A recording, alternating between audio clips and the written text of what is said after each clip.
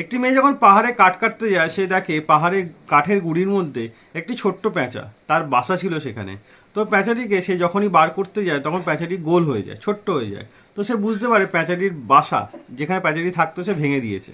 তো সে ঠিক করে যতদিন না প্যাঁচাটি বড় হচ্ছে ততদিন সে তার দেখাশোনা করবে। তো প্যাঁচাটিকে সে বাড়িতে নিয়ে আসে এবং তার সেবা শুশ্রূষা করতে শুরু করে। প্রথমে সে কিছুই খাচ্ছিল না, তারপর তাকে অল্প একটু খাবার দিলে সে খায়। তারপর সে বাড়ির মধ্যে লুকিয়ে পড়ে, থলির মধ্যে লুকিয়ে পড়ে, বাড়ির ব্যাগের মধ্যে লুকিয়ে পড়ে। তারপর তাকে ব্যাগ থেকে বাইরে আনা হয় এবং তার জন্য সুন্দর জায়গা করা হয়। মেয়েটি তার মাথায় হাত বুলিয়ে তাকে সান্ত্বনা দেয় যে এটা তার জন্য সেফ জায়গা, আর এখানে কোনো ক্ষতি নেই। তো প্যাঁচাটি মেয়েটির দিকে অদ্ভুতভাবে তাকিয়ে থাকে। তারপর প্যাঁচাটির জন্য মেয়েটি একটু মাংস নিয়ে আসে, তাজা মাংস। প্যাঁচাটি আস্তে আস্তে খেতে শুরু করে, মাথা নিচু করে এবং খেতে শুরু করে। তো প্যাঁচাটি আস্তে আস্তে তার সঙ্গে বন্ধুত্ব ব্যবহার করতে থাকে।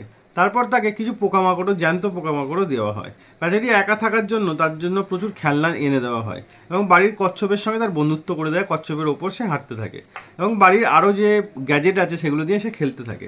প্যাঁচাটি চান করতে খুব ভালোবাসতো, তাই মেয়েটি তাকে রোজ চান করাতো এবং তাকে ব্রাশ দিয়ে পরিষ্কার করাতো। তো প্যাঁচাটি চান করানোর পর অদ্ভুত দেখতে লাগতো। তো প্যাঁচাটি নিজেই গা ঝেড়ে নিত।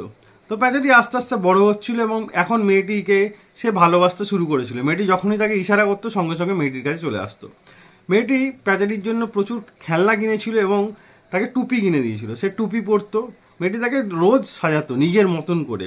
কখনো টুপি কিনে দিত, কখনো উইক্সও কিনে দিত। উইক পরে মানে প্যাঁচাটিকে অদ্ভুত ধরনের দেখতে লাগতো এবং কিউটও দেখতে লাগতো। তো এবার প্যাঁচাটিকে সে বাইরে নিয়ে যাওয়া শুরু করলো। যখনই উইকেন্ড আসতো সে প্রতিদিন, মানে প্রতি উইকেন্ডে প্যাঁচাটিকে বাইরে নিয়ে যেত।